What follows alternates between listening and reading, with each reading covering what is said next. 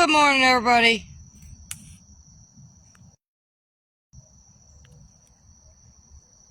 It's sunrise.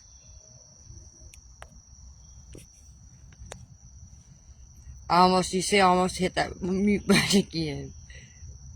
I'm paying attention to that from now on. Anyway, what are we going to talk about this morning? Hope y'all had a good night. I did, I guess. Slept pretty good. Anyway, I woke up first thing this morning, and the Lord reminded me of something. He reminds me of things from time to time. I don't know why he does. He just does, and it gives me perspective, I guess. And I talked to some people, the other day I went to that birthday party, and I've been thinking a lot about family since then. I was thinking about my great-grandma. You know the story. It's not, we heard this story a lot when I was kids about her and that Spanish influenza, and her family died. She was an orphan. That was my grandma's mama.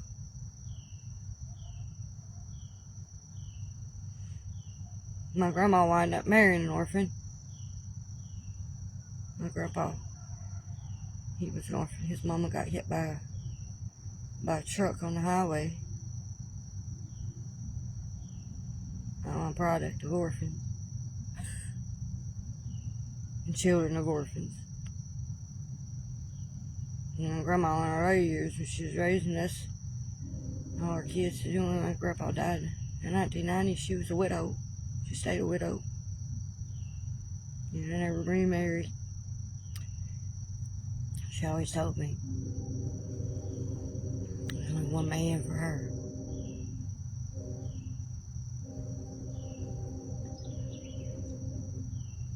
That she was only two.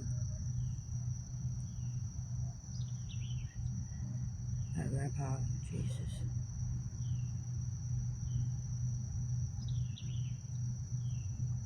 Anyway,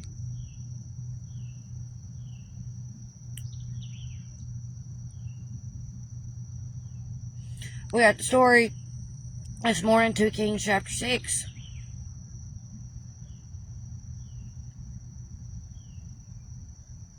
And we come from the first story is about Elisha and some of the sons of the prophets. And what happens is they decide that there's too many of them, and their dwelling place has gotten too small for them all. So they need to build some more space. So out there chopping down some trees, cutting some trees and stuff, and one of the men is chopping with an axe, and the axe head flies off the handle and falls in the water.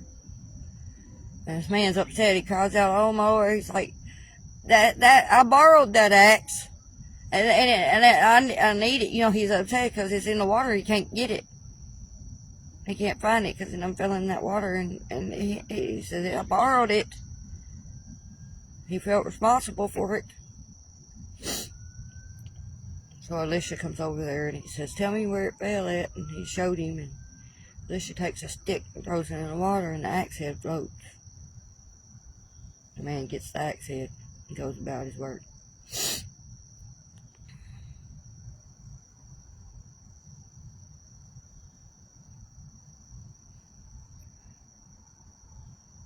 Next story about the king of Syria, or Aram, it says. he keeps coming against Israel, but every time he keeps getting ambushed. Every time he does.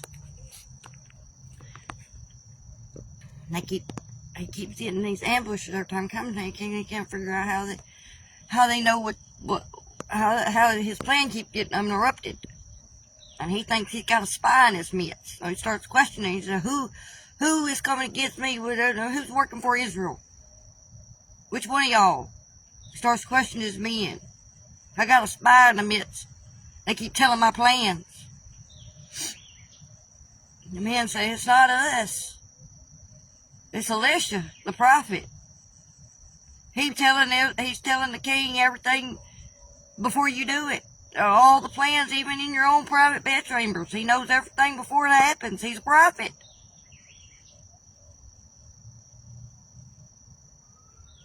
Of course, King Syria's like, he's upset. He wants to arrest him. He wants them to go get him. Bring him to him.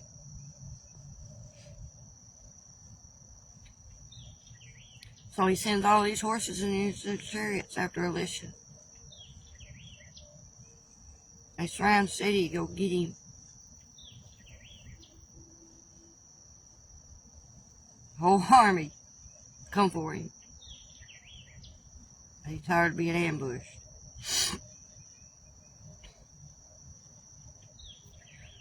So this host of army men come upon Elisha, and one of Elisha's servants is scared when he sees it. He says, "Oh, what are we going to do?" He's like, "They done surrounded us. We're in trouble now." Elisha says, "Don't worry about it." He said, "Those that are for us are more than those that are with them." The servant's confused. They don't understand. It's just us. How many more of us there is of them? Elisha prays his eyes be opened. The servant's eyes are open. He looks out to hills around the army, where that army is filled.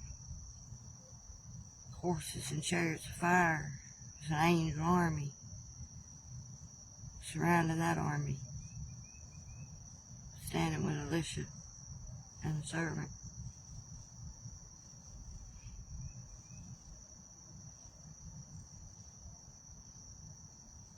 Then Elisha prays that the Syrian army, be struck with blindness. And they all struck blind. And Elisha goes out and he tells them, he's like, "Y'all going the wrong way. Y'all in the wrong place. The man you looking for ain't here. Let me show you where he is."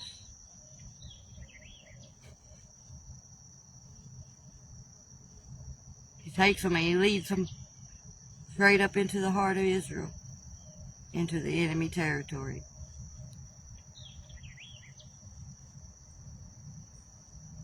Then he prays that the eyes would be opened.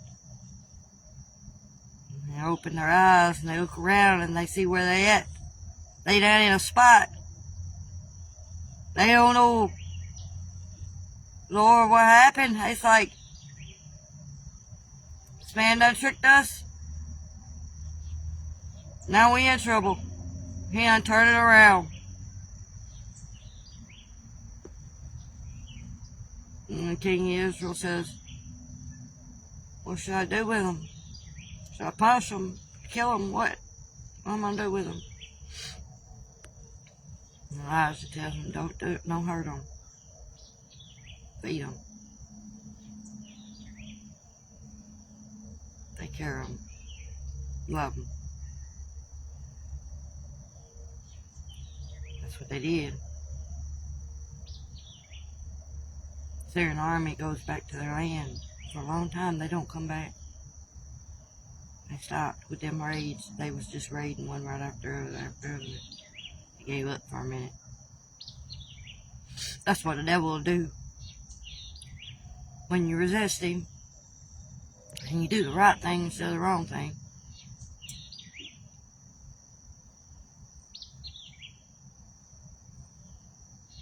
but guess what? Eventually they came back.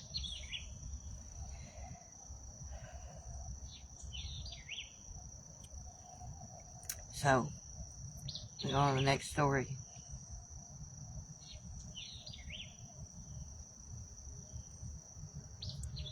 or Ben-Hadad. Remember when we talked about Ben-Hadad before? The siege of Samaria. And there's a siege so great in this city that there's a famine. And they can't find no food, and everything's being... They're eating donkeys' heads and a dove's dung and selling it. It's being sold for high prices. They're starving. It's so bad that these people start eating their kids. It's a horrible thing to think of. King Israel comes through the land, and the woman cries out to him and alerts him to this fact, what they're doing. And he's beside himself, renting his clothes.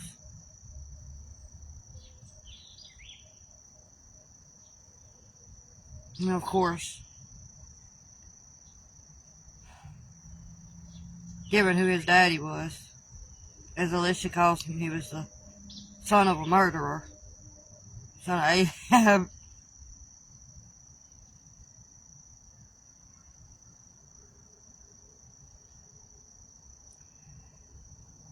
He blames God, and he blames Elisha. Elisha, by the way, blaming the servants, God, blaming God for the fact this famine's so great, instead of blaming his own self for his sins of Israel caused it. Anyone listen?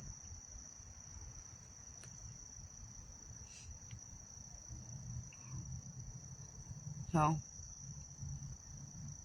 he vows he's gonna get Elisha. He's gonna kill him.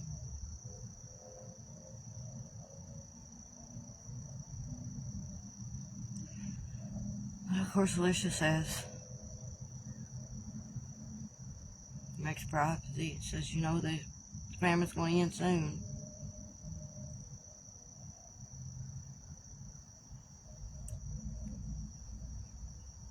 Y'all just need to wait it out, wait on the Lord.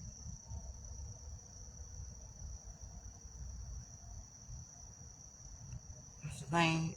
A lot of people want to turn on God and blame Him when things go bad. It ain't Him that causes it. We cause it our own selves. He don't do nothing but send servants to us left and right, one after another, trying to get us to turn around and do the right thing. We're hard-headed, don't want to listen. Cause our own suffering. Been that way since the beginning of time. Be that way till the end. That's what Jesus is for. We just follow Him, everything's gonna turn out right. That's how the kingdom gets built.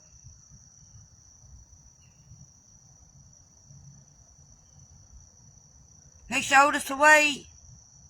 We don't want to walk it. It's like Moses showed them Israelites the way in that desert, and they didn't want to walk it either.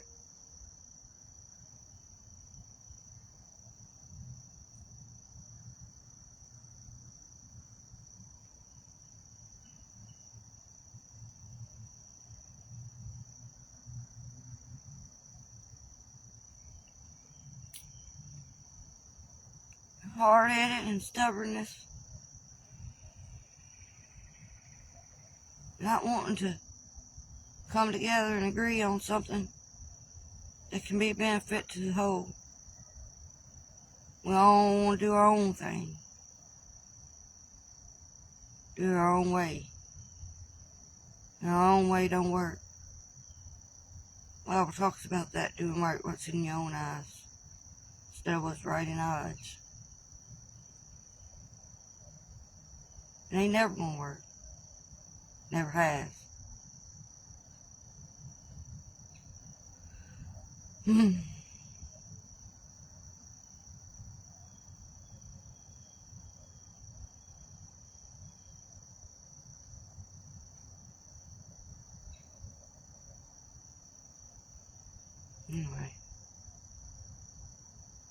Go back thinking about that. My grandma, my great grandma. being an orphan. If it wasn't for people caring, if it wasn't for her having loving grandparents she came for her, she might not have ever made it. And me nor my whole family would have been here.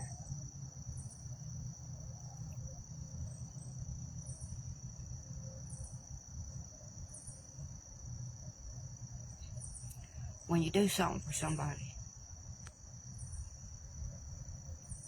no matter how small it is,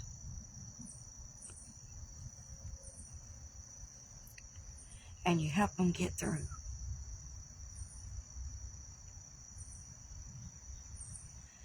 you don't know how many or how great you'll be helping along the way.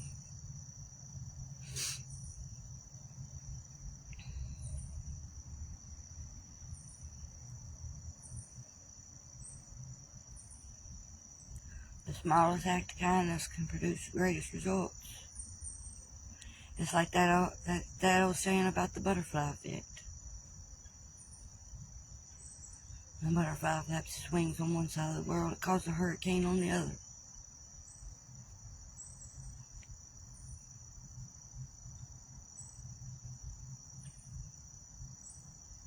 You give somebody a hand, you could create a nation.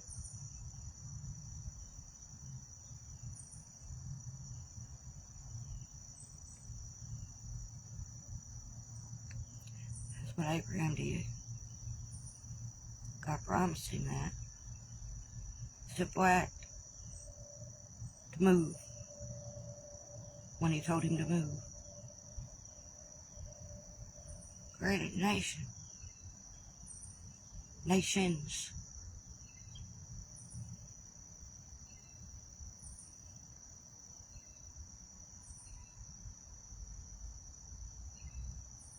That's what we gotta do. We gotta get out of our own heads. Stop thinking so small.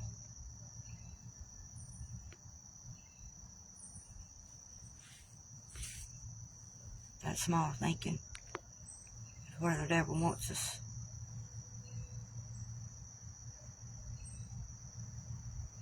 That small thinking ain't gonna build a kingdom.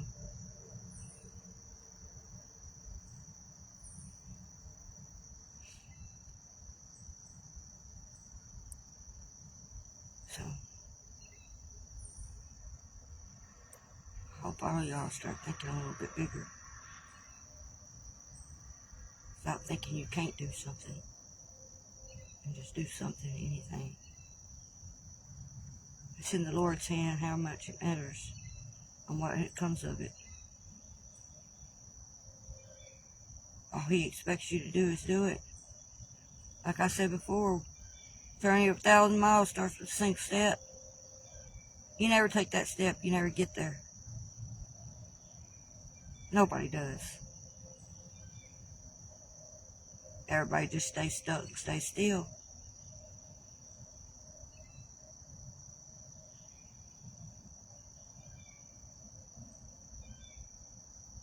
Water stays still. It gets murky and dirty. It's got to flow to be clear and clean and true. That goes back to what I said about the pure religion. When James 1:27 says pure religion is to be with the widows and the orphans in their distress, and to remain unspotted in the world. We gotta take care of each other. God put us here as caretakers. Not just of this earth, but each other.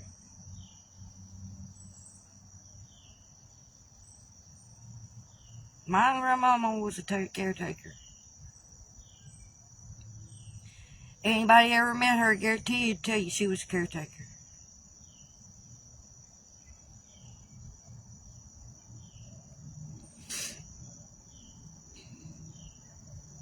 I've been telling people tell me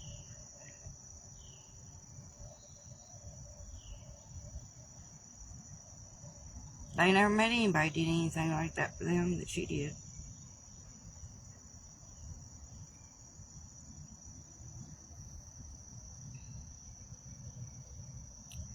When you love people, there people will remember you for your love. The Lord sure will.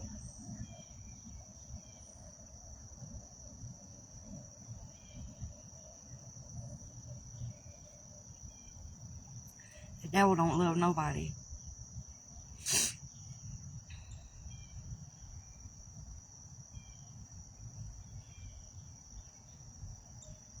When you refuse or fail to love or show love, to love, show care,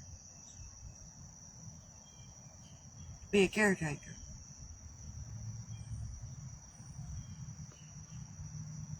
Then you're choosing the wrong side.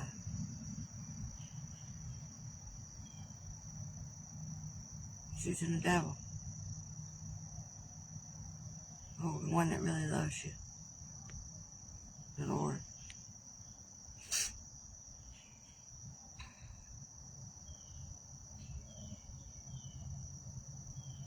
So anyway, did I show y'all sunset? I mean sunrise. If I didn't, I think I did, but if I didn't, let's look at it one more time.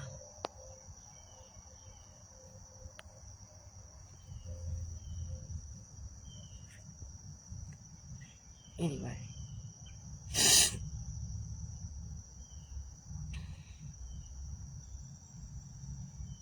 There's some people out there that need help today.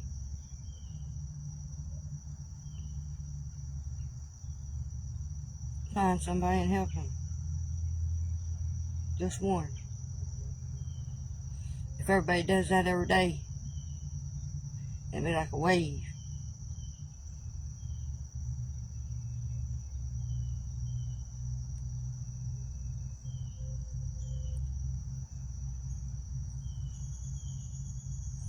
Amen, Jackie.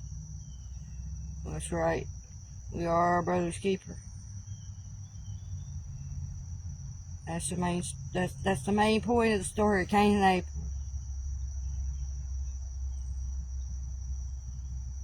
They said Cain was murdered from the beginning. So was that devil. Cain chose the wrong side. He chose the devil's side when he killed his brother, because he told his father, "I'm not my brother's keeper." He is his brother's keeper. And we all are our brother's keeper. That's what the Lord expects of us. That's what Jesus came to teach us.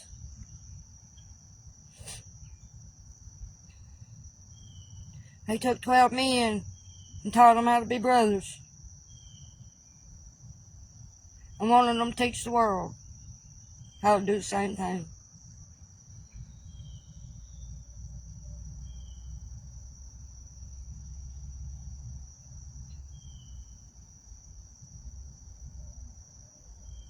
So,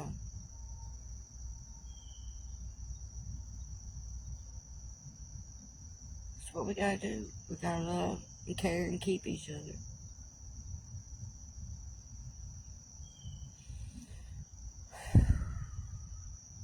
We ain't doing a very good job of it these days, especially.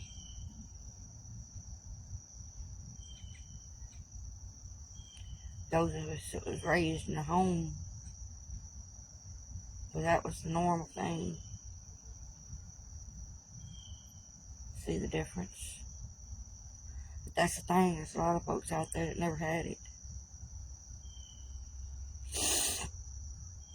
I see my nephew so lost. He never got to go, my grandmama.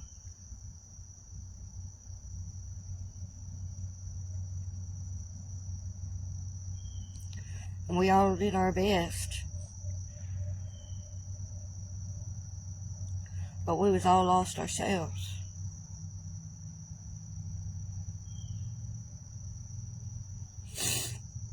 That goes back to what I said about the blind leading the blind.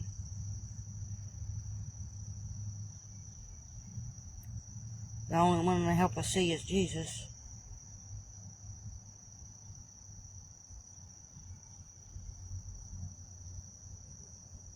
And those of us that dedicate our lives to Him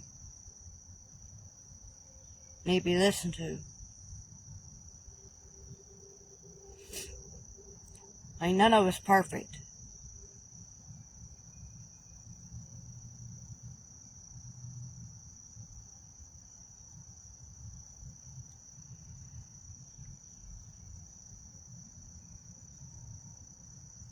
But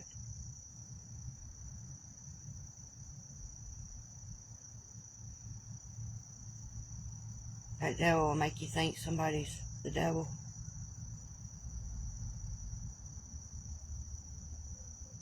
And they're just trying to love you. That's what I gotta be on the lookout for.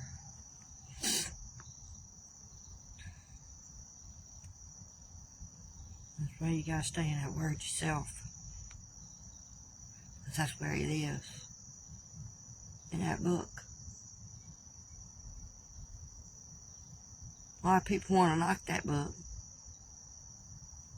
Say it was just written by men. It wasn't written by men. It was written by the power of the Holy Spirit. Flowing through those men.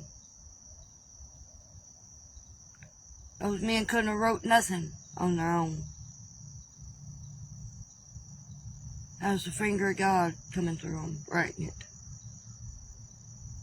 And the hand of God's been on it to make sure that one jot or tittle wasn't changed from it.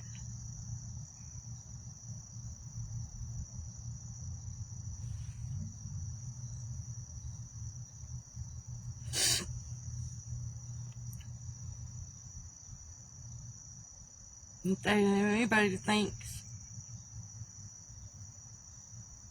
that God can't make sure His word stays true, doubts His power.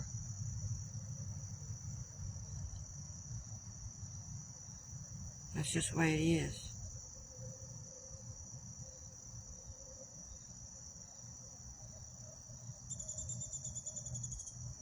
I ain't lying to you.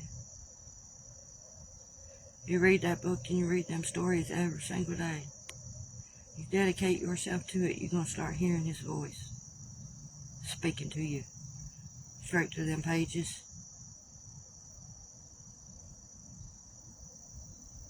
It's one of the keys.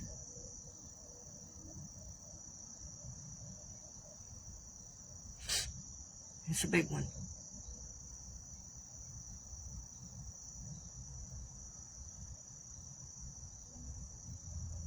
Nah, ain't who else understand it at first.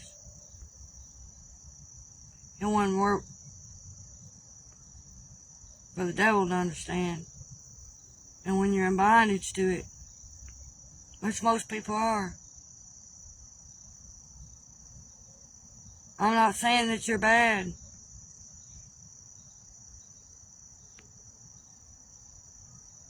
For it. It's not your fault. It's the devil's. He's taking captives.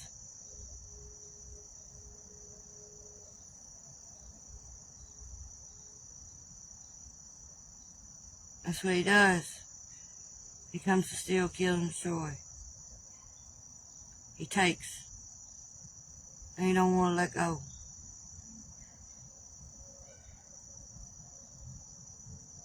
When God wants to free you,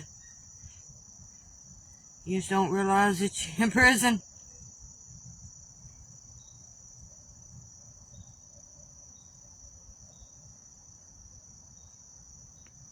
That book opened the door.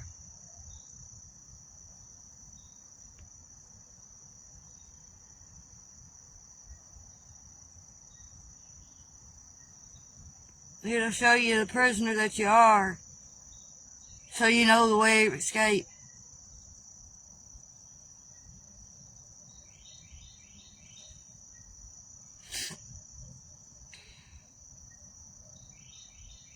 And that's what the Bible talks about. Those in darkness don't know they're in darkness. The philosopher Plato talked about the cave. You live your whole life in a cave, you don't even know you're in a cave. You don't even know that what you're looking at is shadows on the wall. The real world lies outside.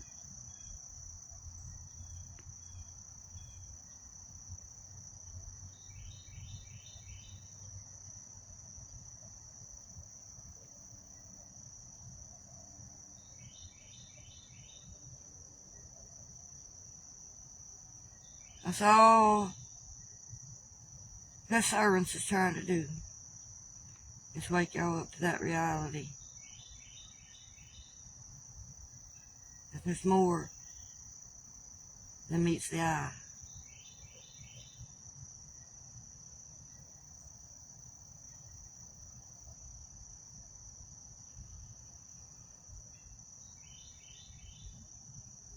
Anyway.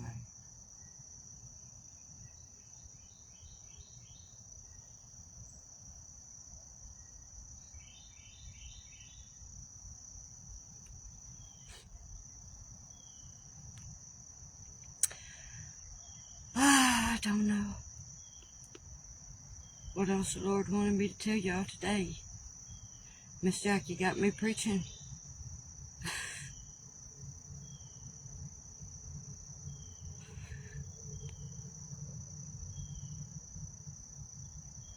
Anyway.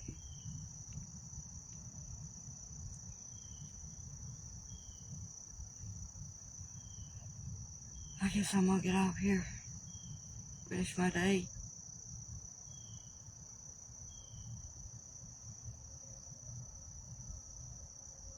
I was talking to somebody on Facebook about some things that's happening about Pine Bluff, about the situation that we've lived in for so long. You know, to see people talking, see the comments, read comments, what people say about stuff. When people talk about, you know, we gotta get together, we gotta vote, we gotta do these things, you know, that they say we gotta do, just make things, turn things around and make things better. You know, somebody said nobody wants to get together and vote. You know, they can't get nobody to turn out for elections, stuff like that.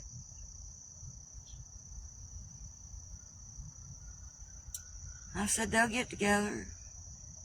If everybody just does what the Lord tells them to do, they'll get together. Somebody says, no, they won't.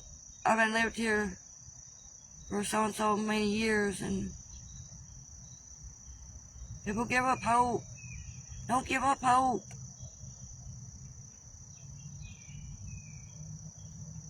But I told them, I said, you say that because you're living in a demonic stronghold for most of it. When it comes down, everything's going to change. But the people's the ones that brings it down. And like I just said, the prisoners got to escape. And the only way the prisoners escape is when they realize they're in prison. And they want to come out.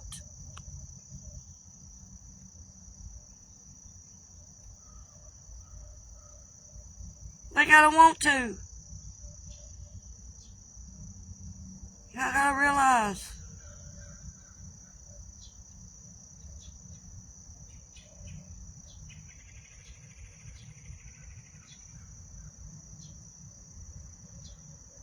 We got to bring them walls down.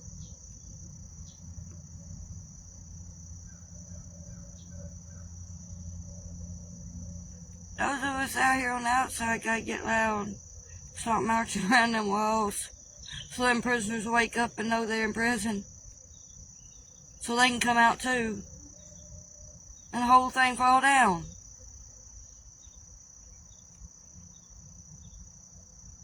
That's how it works. And I've been encouraged. I've done seen some churches and stuff doing that. I've done some people getting more active than they was before. It's happening. It might be slow at first. But at a certain point, it'll turn into a whirlwind. It's like when the wind blows. Every storm starts with a slight wind.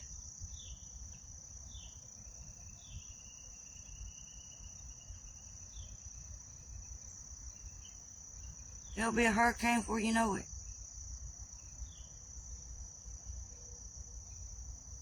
I hope y'all ready. I sure am.